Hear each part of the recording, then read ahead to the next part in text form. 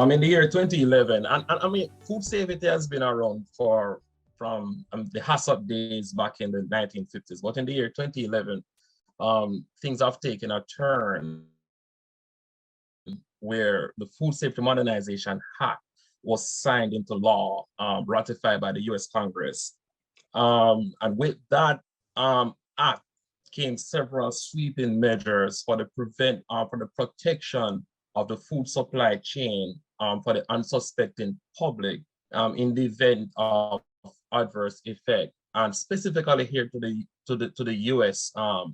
But whatever happens in the US has that sweeping global effect. So the way it's set up in Jamaica, for instance, we export to the United States. So under the Foreign Supplier Verification Program would naturally be impacted by the laws of the Food Safety Modernization Act. As it relates to product traceability, in the Rule 201, they asked for the generation. They actually generated a list. They created a list for foods that would populate this food traceability list. And then they came up with the electronic sortable spreadsheet that is required by the FDA in the event of adverse situations such as a recall, that needs to be presented within 24 hours or at a time that is amicable, that is agreed upon by the authorities. Just the 15th of this month, the final rule came out where product traceability is concerned, where industries across the US are expected to be in compliance by the 20th of January 2026. This platform pretty much put us where we're going with this presentation, because even though it asks for an electronic sortable spreadsheet, it did not say companies need to have a program such as a software program to facilitate such generation of a data. So there's nowhere you'll find that.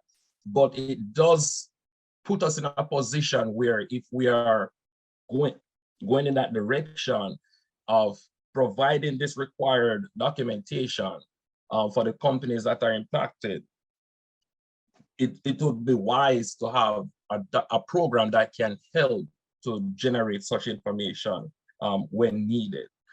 For us, we went ahead and create a program. But as it relates to traceability, there comes the recall component. And when preparing our food safety plans, the requirement is, as long as we have identified a hazard that requires a preventive control, we must have a recall plan in place that can quickly retrieve that product from the public to reduce the risk of individuals getting impacted. And at the heart of recalls come the whole aspect of product traceability. One up to the customer, one back to the supplier. We normally say from farm to fork, as it were. And whether your company or your company or industry that you're in is impacted or not, based on the traceability list, this requirement is constantly required. At least in our case, we have to do product trace whenever we're doing our voluntary or involuntary audits, whether it be or organic audits or APHIS audits, SQF audits. And not only in audits, when we have customer investigations and audits as well, a customer would call us up and say, hey, we have a problem or a concern here. One of the first things we have to do is product traceability once it warrants it, to determine the source of the raw material and thereby track the possible source of the complaint, as it were. But as it relates to our system that we had a gap. And because we were not comfortable with the product tracing mechanism that we have at the time, where should there be a concern, we had to have a lot of paperwork right in the middle to actually supplement what we had in place at the time.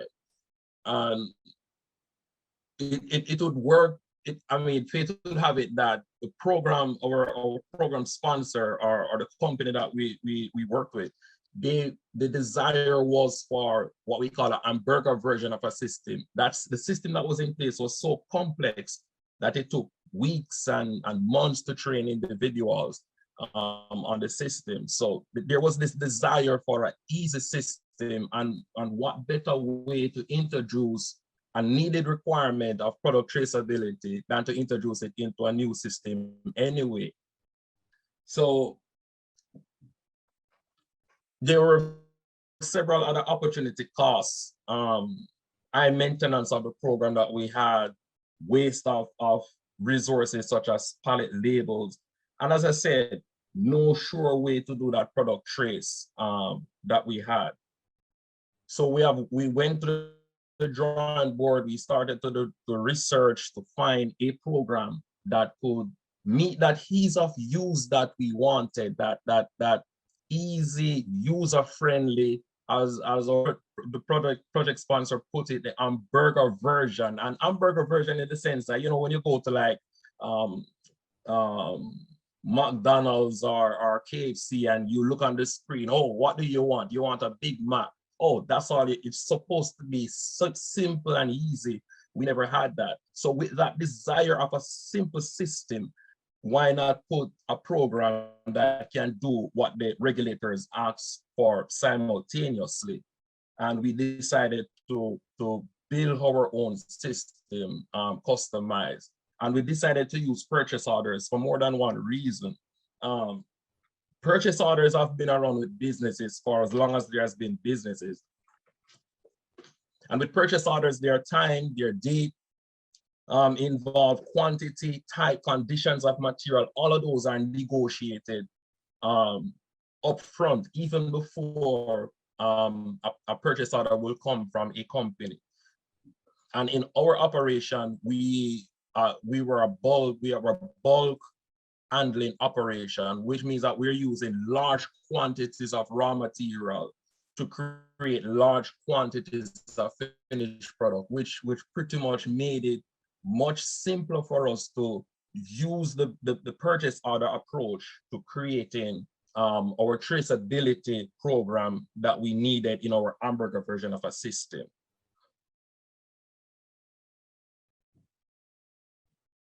Back in 2017, we went to work, and by 2019, we were able to implement after several painful testing of this program.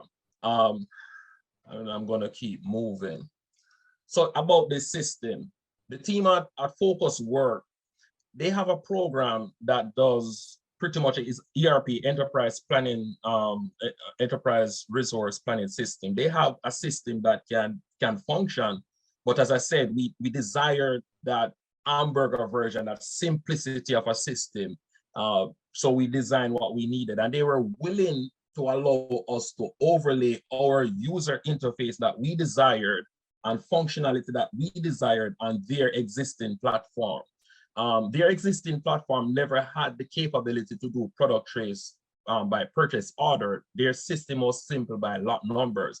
So what we were introducing was somewhat different. And how the lot number system work typically is once the raw material comes from the supplier, a number is added. That lot number is added to the raw material, and that lot number follows the product to finish product and out to the customer. The challenge with that is, based on the system that we had before, we were relying on not one or two numbers. We were relying on purchase order numbers from the supplier source. This number that we had to add in the middle, then that number that we had to fill at the end. So in any given transaction from the supplier to the customer, we had about 4 or 5 numbers keeping up with. And when it came on to doing that investigation, whenever we had challenges with the traceability component, and something as simple as a scanner may decide not to work, may fail for one reason or the other, traceability would be lost. So you need that paper trail. So their system is built on lot. Our system decided that we wanted to keep the lot number in the background, but focus on traceability at the front, whereby we are not adding a number in the middle of the process. We're just simply working with the purchase order from the supplier end, the purchase order from the customer end, and pair it. I'm going to explain further as we go ahead, as we continue. So they were kind enough to do that. And we also had to create what we call an integrator for the system. So while what we put together could operate on its own as an independent system, we also were mindful of the fact that our finances were tied to another system and we never wanted to start over. So we decided that we want a way to transport the information from one system to the next. So the one that was already in existence that controlled the finances, we consider that the brain of the operation. All our customer information, supplier information would be in that system. And that system now would port the required customer and supplier information over into the system that we created. That way we kept the system separate, but at the same time, we had that way to get the needed information for this system to work independently to do our production processes. And naturally, we wanted information to flow one way. We didn't want any possibility of information going the other way and potentially impacting the brain of the operation, as it were. So all the instruction came from what we consider the brain over to this system that we created. This ease of use for the users is all the processing on the production floor, whenever it times to do with product traceability and etc., we were able to just quickly grab that system and do what we needed to do. So come the test. The first test that we did is our customer would give us what we call a purchase order number. And it could be alphanumeric. So we created a system that can facilitate that as well. So our customer would say, hey, I'm going to put 300 pounds here. We do large quantities, 40,000 pounds, but just for demonstration purposes, let's say 300 pounds of material. So they would say, hey, I want 300 pounds of material. We produce 300 pounds of material. Hey, we have a problem with this product. We need to know who were the suppliers of the raw material that created this product. So we'd say, customer, give us the purchase order number. We get the purchase order number, we put it in the system, and voila, it gives us all the suppliers' raw material that went into creating that finished product or manufactured ingredient, being that our material would have been going into further production once it left our facility. But it gave us all the raw material that went in, the quantity, the date, the time, the supplier, the trailer number. It gives us a whole lot of information that we could work with to meet the needs. And as it relates to that electronic sortable database, we ensure that the information that is generated could quickly be downloaded. We could put it in a spreadsheet, and if FDA wanted, we can get it to them. The good thing about this, we don't need to wait 24 hours to get the results. This happens in seconds compared to what we used to do in the past. We used to have to spend hours putting the information together because of that huge paper trail that we no longer needed in this system. So it's much smoother, information flows. We got a nice report that tells us everything that we needed to know. In the second test that we did, this is where we would supply a purchase order to our suppliers. So we say, hey, we want you to provide us with some organic chicken back, for example, based on the nature of our business. And we need X quantity at X time, X date, X conditions. And they would provide it to us. We use it to produce. Something goes wrong. Our suppliers call us and say, hey, this is hypothetical. Our supplier call us and say, hey, something is wrong with that material that we sent to you. What do we do then? No problem. What's the purchase order number? They give us that purchase order number. We plug it in the system. And once we plug it in the system, it tells us all the customer material that material was used to create. So while we're doing bulk operation, if we get 2, 3, 4, 5 suppliers, it doesn't really matter. We put it all together. All the customers where that raw material went would have been identified based on the system that we have. And that was done in seconds as well. And again, we can download the information, we can put it in that reportable format, and we can submit it to the FBA and just about whoever asks for the information. Again, we get the date, we get the time, we get all the needed information, the quantity, we get all the needed information that we need from the system. But that's not all. What happens if we don't have a purchase order number for one reason or the other? The supplier doesn't know it, the customer doesn't know it. For some reason, we were all sleeping. I'm just saying. Our new personnel or whatever scenario, all we have is a date range. Something happened, customer calls us up, or the supplier calls us up. Something happened.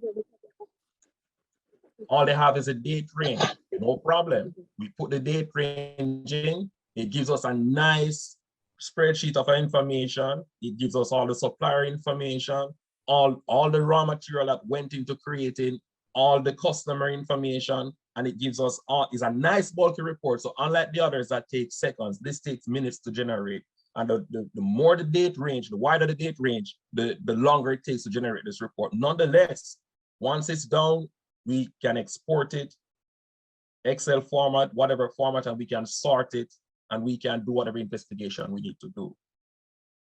And naturally, we have to test the transposing component of the system, where we are processing information in the brain and we're sending it to the body in this case. So we have to test that. We have to test. Oh Lord, let me drink some water. Forgive me.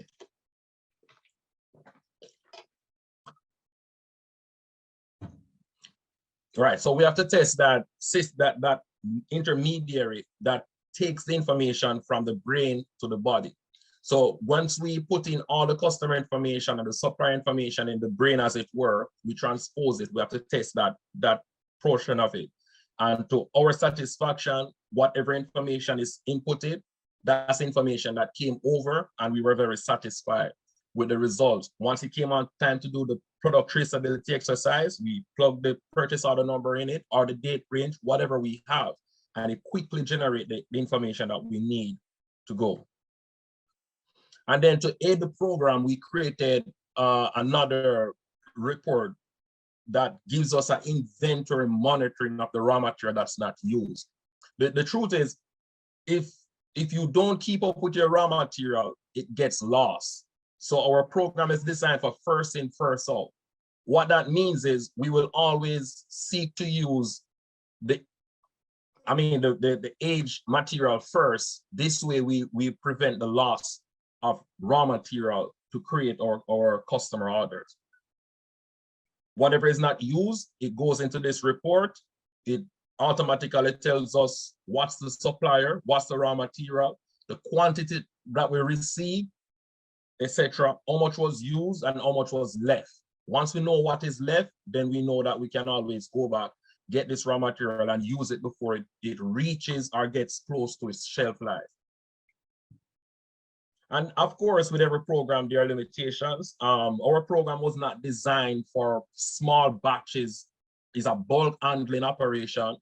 The program was not designed to deal with small quantities. It's just 2,000 pounds of raw material and 40,000 pounds of material. Those are the type of numbers we designed it for. And that works to our advantage. The parent platform, on the other hand, their independent system was designed as a batch system. Scanning feature is employee dependent.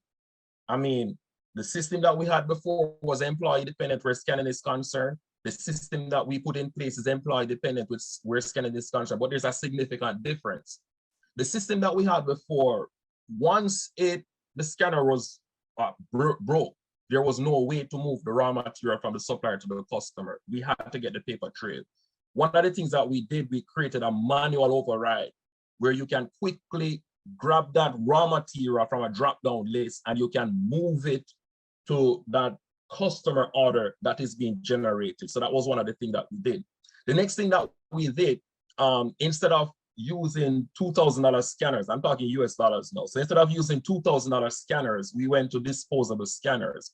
So instead of trying to wait and turn around time for the scanners to come back, we get some $100 scanners from Staples or Walmart, and no problem, change it and keep moving. So those were two added benefit for us to guarantee our traceability. When it came on to product traceability in terms of the packaging, that's a challenge for us, because how do we keep up with totes? Yes, it's easy to deal with a tanker coming in, going out. It's easy to deal with a trailer coming in, going out. But how did we deal with totes? So that's an area that we have been working on. And we didn't take too much attention to focus on heat loss, as it were, because, as I said, we're focused on bulk operation, as it were. So we had significant reduction in training time. I mean, weeks and months turned minutes, literally. And this is from the users of the program testimony. They are the ones who say, hey, this works for us. I understand exactly what I'm doing. Less errors, significantly less errors. Once upon a time, we had the challenge of individuals writing and we cannot read the writing, or the date or the time or some concern or the other, that convoluted record. That's significantly eliminated, because information is pre-entered into the system, and the users and the production for, they're simply going from a drop-down list. So what is already there, they're not putting in information, they're just selecting. And in every selection that they do, they get notifications to say, are you sure this is what you want to do? And once they select yes, they own it, because all the users of the system, they have to sign in, they get user login credentials. So we know real time who is processing what, when, etc. I've explained the manual feature as well.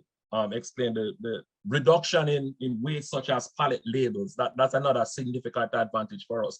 As I was trying to explain earlier, in every transaction in the former system, there were 3 labels. One that goes with the raw material when it gets received at our facility, one that goes into the trash, and one that goes to the customer. The one that goes into the trash, when you add it up, is significant. So what we did, we eliminated that one that goes into the trash altogether. So from 2 pallet labels, we went down, from 3, we went down to 2. One that goes for the raw material that comes in, and one that goes to the customer that goes out. A win-win for us. We reduced the size of the label, which further enable us to do some cost saving there as well. We increased the quality of the label.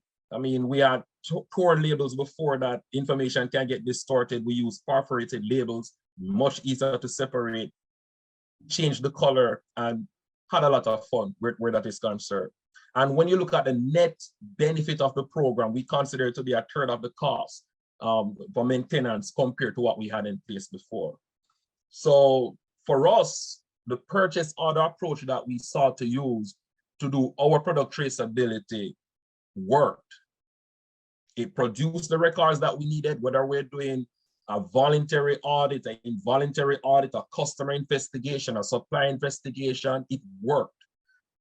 Reduce recall time. We no longer spend hours doing mock recall sessions. We have to practice per requirement. Once you have a recall plan, you have to continually challenge in your system. We no longer spend hours doing that. Our recall time was down to minutes and seconds, considering that we're no longer looking at a mountainous paper trail to substantiate our program. Everything is by the click of the button for us. Better visibility, that hamburger version, we got it. I mean, individuals, we understand that not everybody is keen to reading what's on the screen, so we give them pictures. There's a lot of dictionaries in the system. So you don't know what's to read, everybody know what a chicken looks like, I think. So those are some of the things that we did. And then ease of use, as I said, the operators of the system testify to this. They are the ones who help us to build, they help us to build the system by telling us what needed to go, what needed to be in it. So they help us to build this system. And the controls implemented, it produced the results that we need, meeting the initial objectives of the program. And as you know, scope creep can always come in when a system is going good. But we met our initial objective, and I want to thank you. And thanks to the project sponsors, to the team on the ground, the team at FocusWorks, to my co-author, Professor Giles, to my wife and kids. Any questions? I'm all yours. Thank you very much, Professor Delano, about your kind presentation. It's full of informations and the benefits regarding to the food safety.